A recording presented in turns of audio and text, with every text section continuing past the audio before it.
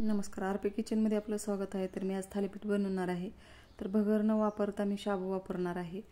तर 1 वाटी शाबू घेतलेला आहे, भाजून घ्यायचा आहे. तर मध्यम गॅसवर चांगला खरपूस असा शाबू भाजून घ्यायचा आहे. तर आता शाबू एकदम छान भाजलेला आहे. तर थंड होण्यासाठी एका प्लेटमध्ये काढून घ्यायचा आहे आणि 2 मोठे चमचे राजगिरा घेतलेला आहे.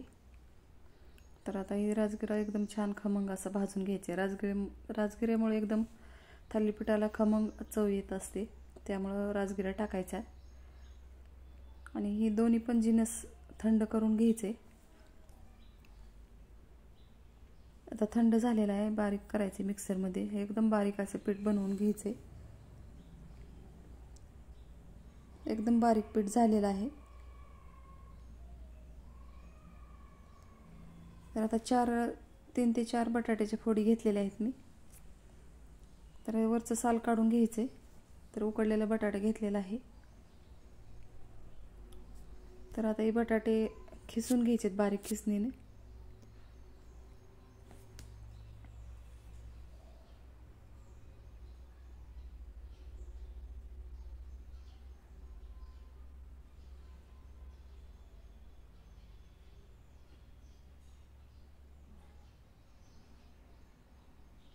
तर बटाटे खिसून झालेले आहेत. आता याच्यामध्ये साहित्य टाकून घ्यायचे.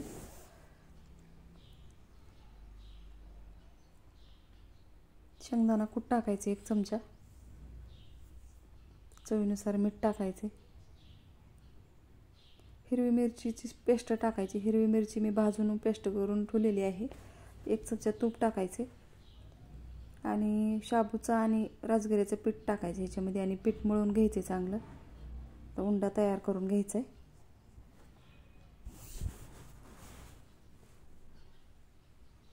तर सर्व पीठ मी याच्यामध्ये टाकून घेतलेलं आहे.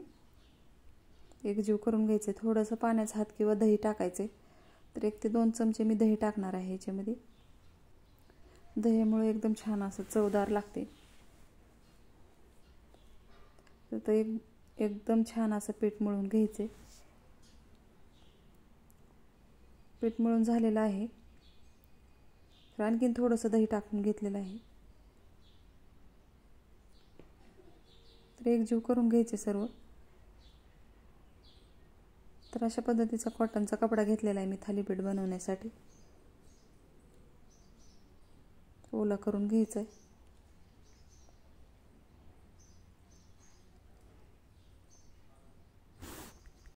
तर एका चपातीच्या आकाराचा मी उंडा बाजूला काढून घेणार आहे. तर हाताने एकजीव करून घ्यायचे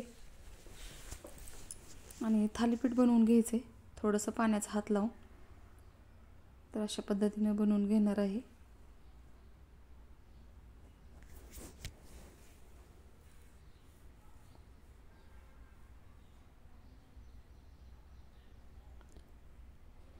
तर वेज पाडून घ्यायचे.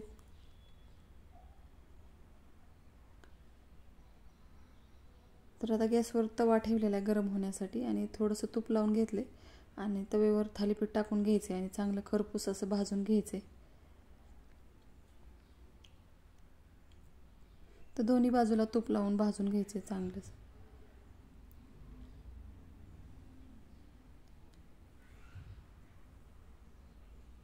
तर मी अशाच पद्धतीने सर्व थालीपीठ बनवून घेणार आहे. तयार झालेला आहे. तर मी 4 थालीपीठ बनवलेले आहेत. तर यासोबत बटाट्याची भाजी बनवलेली आहे. ककडीची कोशिंबीर पण छान लागते याच्यासोबत. माझ्या चॅनलला सबस्क्राईब करा, लाईक करा, शेअर करा. व्हिडिओ बघितल्याबद्दल धन्यवाद.